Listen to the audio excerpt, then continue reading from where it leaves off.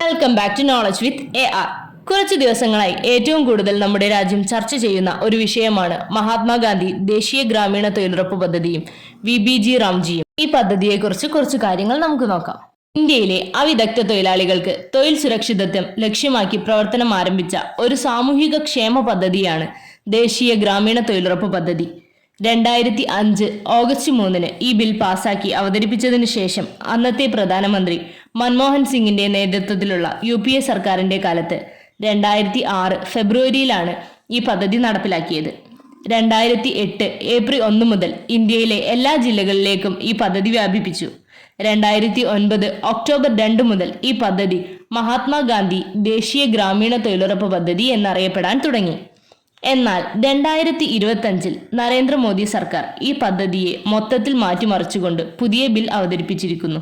മഹാത്മാഗാന്ധി ദേശീയ ഗ്രാമീണ തൊഴിലുറപ്പ് പദ്ധതിക്ക് പകരം Viksit Bharat guarantee for Rozgar and Ajeevika mission Gramin അഥവാ VBG റാംജി എന്ന് പുനർനാമകരണം ചെയ്തിരിക്കുന്നു.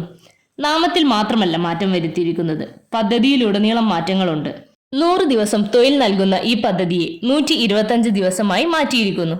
അതുപോലെ തന്നെ വേതനം 15 ദിവസത്തിനകം നൽകണം, അല്ലെങ്കിൽ അലവൻസ് സർക്കാർ നൽകണം. പഴയ പദ്ധതിയിൽ വേതനത്തിന്റെ 90% കേന്ദ്ര വിഹിതവും 10% സംസ്ഥാന വിഹിതവുമായിരുന്നു. എന്നാൽ പുതിയ ബിൽ അനുസരിച്ച് കേന്ദ്ര സർക്കാർ 60% വിഹിതവും സംസ്ഥാന സർക്കാർ 40% വിഹിതവും വഹിക്കണം. ഇത് സംസ്ഥാനങ്ങൾക്ക് ഒരു അധിക ബാധ്യതയായി തുടരും. ഇനിയുമുണ്ട് മാറ്റങ്ങൾ. കാർഷിക വിളവെടുപ്പ് സമയങ്ങളിൽ തൊഴിലുറപ്പ് ഉണ്ടാകില്ല. ഇത് ഓരോ സംസ്ഥാനങ്ങളിലും അവിടുത്തെ വിളവെടുപ്പ് അനുസരിച്ച് വ്യത്യസ്തമായിരിക്കും. ഇതുവരെ തൊഴിലുറപ്പുമായി ബന്ധപ്പെട്ട തീരുമാനങ്ങളും പ്രൊജക്റ്റുകളും തീരുമാനിച്ചിരിക്കുന്നത് അതത് പഞ്ചായത്തുകളാണ്. എന്നാൽ ഇനി മുതൽ കേന്ദ്ര സർക്കാർ നേരിട്ടാണ് എല്ലാ പ്രൊജക്റ്റുകളും തീരുമാനിക്കുന്നത്. സുതാര്യത ഉറപ്പാക്കാൻ ബയോമെട്രിക്സ്, ജിയോ ടാഗിംഗ് എന്നീ സംവിധാനങ്ങളും ഉണ്ടാകും. പരാതി പരിഹരിക്കുന്നതിന് പ്രത്യേക വ്യവസ്ഥകളും ഉണ്ട്. ഇനി ഈ പദ്ധതിയുമായി ബന്ധപ്പെട്ട് നമ്മൾ ഓർത്തിരിക്കേണ്ട കുറച്ച് കാര്യങ്ങളുണ്ട്. അവ എന്തൊക്കെയാണെന്ന് നോക്കാം. മഹാത്മാഗാന്ധി ദേശീയ ഗ്രാമീണ തൊഴിലുറപ്പ് പദ്ധതി നിലവിൽ വരാൻ കാരണമായ നിയമം ദേശീയ ഗ്രാമീണ തൊഴിലുറപ്പ് നിയമം.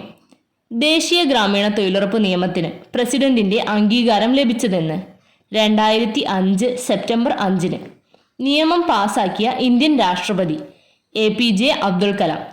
നിയമം പാസാക്കിയ സമയത്തെ ഇന്ത്യൻ പ്രധാനമന്ത്രി മൻമോഹൻ സിംഗ്. നിയമം പാസാക്കുന്നതിനായി പ്രവർത്തിച്ച സംഘടന മസ്ദൂർ കിസാൻ ശക്തി സംഗഠൻ.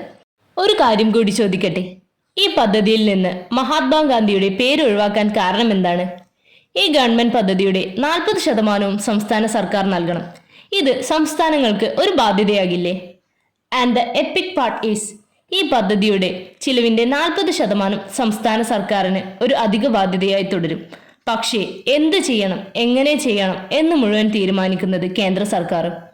ഇതിലൂടെ സംസ്ഥാന സർക്കാരിന്റെ അവകാശങ്ങളും ഭരണങ്ങളും പിടിച്ചെടുക്കുകയാണോ കേന്ദ്ര സർക്കാരിന്റെ ലക്ഷ്യം? നിങ്ങളുടെ ഒപ്പീനിയൻ കമന്റ് ചെയ്യുക. ഇത്തരത്തിലുള്ള കൂടുതൽ വീഡിയോസിനായി നമ്മുടെ channel like, share and subscribe.